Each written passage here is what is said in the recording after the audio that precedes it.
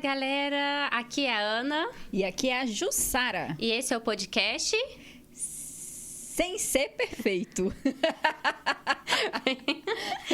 Duas amigas que se uniram através de uma conversa no café e decidimos, a partir de então, fazer um podcast sem a exigência de perfeccionismo. Exatamente, porque nós duas somos perfeccionistas até demais. E identificamos que isso nos trava e viemos aqui conversar um pouco sobre isso, dessa ideia, e nos apresentarmos nesse primeiro episódio do nosso podcast. É isso aí. Eu e Ana somos psicólogas. Fala um pouquinho da sua formação, Ana. Bom, eu sou psicóloga, formada na UNB, tenho mestrado, né, em psicologia clínica, especialização em terapia do esquema. Agora estou fazendo uma especialização também em DBT, que vai ser tema disso daqui também, para vocês entenderem um pouquinho mais. Sou mãe da Manu, casada com Carlos, atendo, né, online. Né? Há quanto tempo na clínica, Ana? 11 anos. 11 anos, mais de uma década. 11 anos atendendo já. E você, Jussara? Então, sou formada em psicologia, tenho especialização em neuropsicologia e terapia cognitivo-comportamental. Tenho formação em psicopatologia e terapia dos esquemas. E atuo na clínica, em média, aí uns 10 anos. Lá vai uns 10 anos por aí. Já tem um tempinho bom, né, de atuação. Atendo online também. E presencial também, né? Presencial, avaliação neuropsicológica. Eu também esqueci. Eu também tenho formação em terapia cognitivo-comportamental. Já tá indo para as terceiras, já tá... Fui me especializando, esqueci da formação que eu tenho também. Acontece. Como a gente estava falando, né, sobre o perfeccionismo, a gente decidiu esse nome, né, Sem Ser Perfeito. Como é que é para você, Ana, tá iniciando um podcast com essa missão e sem essa exigência de não ser perfeita? Bem difícil. Eu sou uma pessoa que desde sempre busco as coisas assim muito certinhas. Não é à toa que é psicologia baseada em evidência. Né? Sempre fui muito para essa área, me interessei muito, né? Tanto que eu me interessei primeiro pela psicologia comportamental, inclusive por conta de ser uma coisa mais estruturada, né? Para tentar lidar um pouquinho também com a ansiedade, né? O perfeccionismo, ele vem muito nessa necessidade de controle mesmo, né? Então, é bem complicado, mas a gente vai lidando aos poucos, porque a gente sabe que o que é perfeito? Nada.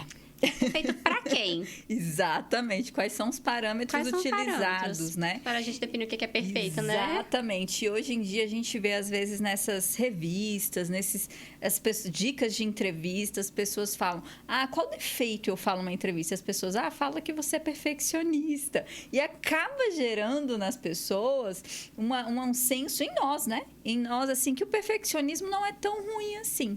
Mas vale a gente medir, né, e avaliar o quanto que, às vezes, isso tem sido um grande impeditivo para a nossa realização pessoal. E, às vezes, trocar o perfeccionismo pela busca por excelência, que é uma linha muito tênue, pode ser mais saudável, né? Eu tenho buscado a excelência, a busca é um processo, o perfeccionismo não, né? Na minha cabeça, pelo menos, não sei como é para você, Ana, surge uma ideia de que tem que ser o momento perfeito, com as condições perfeitas para dar início. E quando sem erro. Né?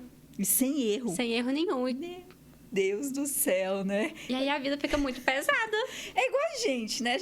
Eu nunca fiz um podcast. Você já fez? É a primeira vez. Já participei de um episódio, mas é a primeira vez. Um podcast seu, assim. Agora, você já pensou se a gente exigir isso só quando estiver perfeito, totalmente afinado? E como é que a gente vai chegar a esse perfeito também se a gente não testar? Uma coisa que eu sempre falo com os meus pacientes que têm medo de dirigir é justamente sobre isso. O que diferencia um bom motorista de um motorista que está iniciando agora, né? É a prática. E a gente só vai conseguir a prática praticando, Né? Então, a gente só não tem como a gente sair de... Acabei de tirar a carteira para sou um excelente motorista, sem respeitar esse processo. Algumas pessoas têm um processo mais curto, outras têm um processo mais longo. Mas o processo existe e não tem como a gente se livrar dele. Exatamente. Que essa busca, né, por uma excelência, ao invés de exigir o perfeito, é que a gente possa ter ali responsabilidade. A responsabilidade igual a nossa proposta de um podcast com informações responsáveis, né? Com base, né? Com informações relevantes, que não sejam coisas tiradas simplesmente da nossa cabeça, né? Eu acho que essa também é uma forma da gente promover um conteúdo de saúde mental, entre outros assuntos que vocês que nos assistem podem sugerir para que a gente possa pesquisar, investigar e transmitir para vocês de forma mais responsável possível. Exatamente. Ainda mais porque você falou uma palavra maravilhosa, Jussara, excelência. Sabe? Que é muito melhor do que o perfeito, mas sem tirar também a nossa responsabilidade, porque senão a gente pode cair no oposto do perfeccionismo, que é, não, vai de qualquer jeito, vou fazer qualquer coisa, sabe?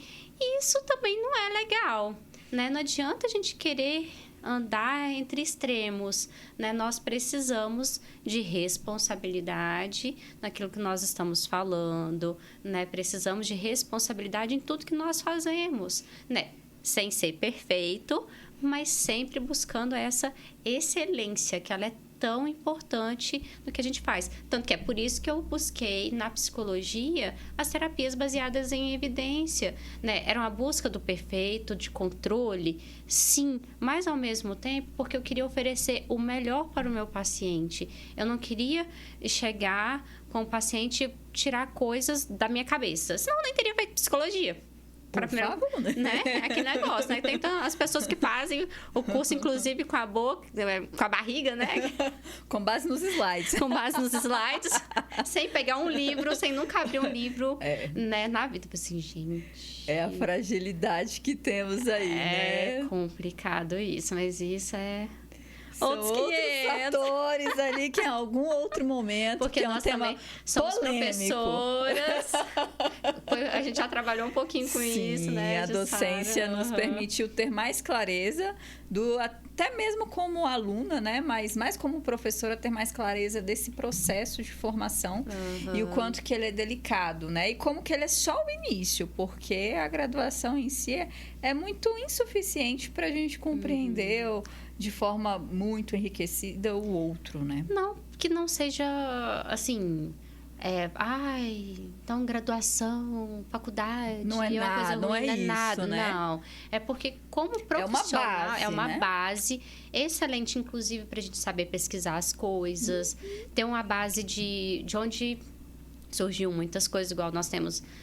disciplinas bem básicas, como psicologia da personalidade, desenvolvimento, né, que são importantes, né? E a gente vai se construindo a partir disso, né, desse pequeno, desse conhecimento, e vai se expandindo. Ainda mais porque tudo evolui. Então, se a gente para naquele ponto, igual eu me formei em 2012/13, de lá para cá, quantas coisas já evoluíram, quantas pesquisas foram feitas, quantas coisas foram descobertas, quantas teorias, igual a terceira onda da psicologia, ela não era tão falada assim antes e agora vem com conhecimentos muito mais robustos, com outros recursos, né? Para a gente ajudar cada vez mais as pessoas. Então, é por isso que a gente também não pode parar no tempo. Parar. Em nenhuma área do conhecimento. Né? Nada. Inclusive, profissionalmente, a gente falando, se a gente fosse pensar na nossa jornada, né? Como profissional, se a gente estagnasse da forma que a gente tivesse começado... Como estaríamos hoje? Inclusive, né? Antes de gravar, a gente estava falando sobre como a gente se conheceu.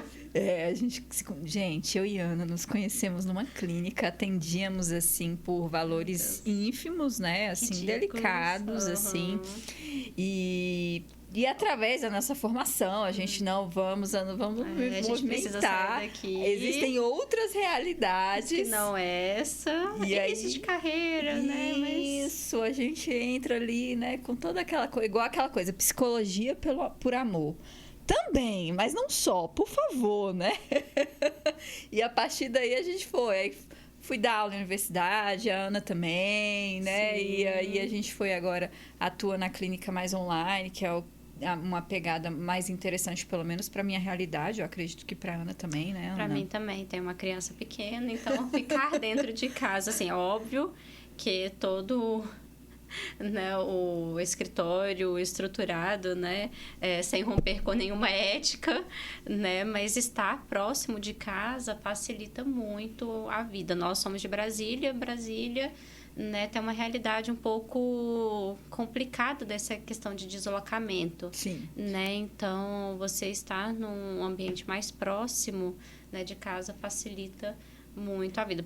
Facilita para a gente, para o acesso dos pacientes também, né? Porque a gente pode atendê-los de qualquer lugar. Independente de onde a gente esteja e também de onde eles estejam também. Então, eu tenho vários pacientes, inclusive, né, de fora do Brasil, né, que não tem acesso à terapia com um profissional que falante de português, que entenda, né, a cultura de onde ele veio, né, ou pessoas do interior que se sentiam um pouco mais acanhadas, de, mas na minha cidade todo mundo conhece todo mundo, como é que eu vou na psicóloga de lá, né? Então tem essa coisa complicada que a internet ajudou a expandir, né, a possibilidade de você fazer terapia com qualquer pessoa, de qualquer lugar, né? Então isso é bem bacana. Você acredita que antes da pandemia eu era fechada ao atendimento online? Por um perfeccionismo. Eu acreditava que não conseguiria atender, que não ia ser viável. Com a pandemia, como eu iria deixar meus pacientes, né, na mão tudo fechado? Comecei a atender e vi que é super viável, que não tem assim, né?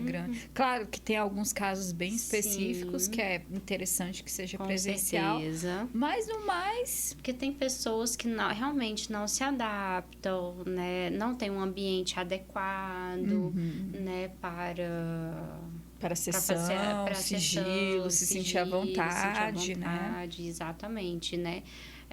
Ou até mesmo uma questão de apego. Né, eu tive 2 pacientes que tiveram bastante dificuldade com a questão do durante a pandemia mesmo, né? Então, que às vezes é complicado, né? Essa ausência, né, desse contato. Sim. Né? Então, pessoal, interpessoal, né? Então, para algumas pessoas é um pouquinho mais complicado, mas para outras que gostam e preferem. Olha, eu só quero se for online. Não, eu falei com os pacientes, né, quando acabou a pandemia, né, assim, e aí, galera, bora voltar pro presencial? Não, Ana, pra quê? Vamos ficar aqui, tá ótimo. Tudo certo, me adaptei aqui e permaneço. Exatamente, não tem que me deslocar, facilita muito. Maravilha. Agora, Ana, a gente voltando aqui no tema de perfeccionismo, quais são as estratégias que você utiliza para enfrentar e driblar essa exigência? Ai, Jussara, eu gosto muito de uma frase, essa daqui, inclusive a caneca que uma paciente minha fez para mim, que é: coragem não é a ausência de medo, e sim a capacidade de agir apesar dele. Que é John Meline, sei lá como é que se pronuncia o nome dele, né? É uma frase que me move bastante. Apesar de estar falando sobre medo, né, e coragem, né? Eu acho que uma das estratégias que eu utilizo, né, para enfrentar o perfeccionismo é a coragem. Né, de ir lá e fazendo as coisas da melhor forma possível, sabendo que eu estou dando o meu melhor e que a gente respeitando esse tempo, né? Então, essa é a minha forma, né? Tanto que também tenho tatuado, temos nosso próprio tempo, né? Que é para não esquecer, que é para realmente respeitar esse processo. Então, toda vez que o excesso de cobrança vem de uma forma muito forte, que ele vem, né? Tem algumas coisas que elas são muito difíceis de você falar, inclusive em cura na psicologia. Você vai tendo que lidar com algumas coisas, com esses gatilhos, né? Porque não vem do nada também. Sim. Né? Tem uma razão lá atrás para eu ter essa busca por essa perfeição, né? Então, conhecê-la é fundamental, né? E a partir disso, né, você ir lidando com esses processos. Bom, eu faço assim, e você, como é que você faz? Eu tenho uma pergunta que pode ser uma faca de dois gumes, mas no geral funciona bem. Eu me pergunto o que de pior pode acontecer se eu tentar. E geralmente vem assim uma clareza, assim, sabe? De quais são os riscos reais, assim. Eu me pergunto, será que eu estou catastrofizando os resultados? Quais são as consequências negativas? Será que tem uma real consequência negativa? É igual quando... Pensando aqui, né, quando a gente conversou sobre o podcast no café, vamos fazer um podcast, ver o que de pior pode acontecer. Críticas. O que eu posso aprender com essas críticas? Como lidar com Como lidar com elas, né? E mais, né? Como colocar um filtro nisso? O que eu posso aprender sobre mim nesse processo, né? E vem também, assim, o que eu vou perder se eu não fizer? Porque, às vezes, eu, pelo menos, olho muito assim, o que eu vou ganhar? E quais são os riscos? Beleza. E se eu não fizer? Porque, às vezes, se eu fizer, tem isso. E se eu não fizer? Geralmente, eu não sei vocês que estão assistindo a gente, mas, geralmente, pesa muito mais a balança para eu fazer. Raras vezes tem mais peso no não fazer. Geralmente é muito assim, receio do que o outro vai pensar, de como eu vou ser avaliada, mas isso sempre vai haver, eu não tenho controle sobre isso, fazendo ou não, né? Então, parece-me sempre, quase sempre, muito mais promissor fazer. Com certeza, porque é aquilo também, se der errado, foi um aprendizado. E isso é uma coisa também que às vezes a gente não se permite aprender com os erros, mas como nós aprendemos com os erros. É até igual uma questão na prova, né? Quando você erra aquela questão, você nunca mais vai esquecer aquele conteúdo. É verdade. Né? A gente aprende muito com esses erros. Então, e às vezes a gente quer se privar tanto de frustrações, né? De julgamentos, principalmente julgamentos, né? Que é esse receio de não ser aceito, de não se aceitar como você é, todas essas coisas, você vai perdendo tantas coisas boas, inclusive os erros podem ser bons. Com certeza. E se às vezes a gente puxando o fio, nem tem um medo concreto do que pode vir a acontecer. Se a gente for puxando o fio, aí vai ter isso. O outro vai me julgar. Eu vou ter uma crise. E aí? E a gente vai puxando. Onde isso dá? Às vezes é na falta de repertório de experiência, que com a experiência e o repertório que a gente vai tendo ali, isso vai sumindo, assim, né? Ou vai reduzindo a importância. Então, do que eu tenho medo e quais são os meus receios? De forma concreta. Será que a gente sabe? Será que a gente para avaliar? Você que está nos assistindo, depois escreve ali embaixo no comentário ou pode mandar para a gente, vai ter em algum lugar da tela aqui o nosso contato para a gente trazer e conversar nos próximos vídeos o que você tem deixado de fazer ou o que você já deixou de fazer pelo bendito do perfeccionismo. É isso aí. E vamos que vamos. E vamos que vamos, gente. Agradecemos muito vocês estarem aqui ouvindo a gente. Nos acompanhem, nos sigam, curta o canal, siga o canal. Estamos receptivas às ideias de assuntos, temas. Estamos aqui. Compartilhe também. Compartilhe e conte com a gente para qualquer troca de ideias. Porque aqui vamos trabalhar muito sobre saúde mental. Saúde mental baseadas em evidências, tá bom? Então, abraço. Abraço, até mais. Tchau, tchau. Tchau, tchau.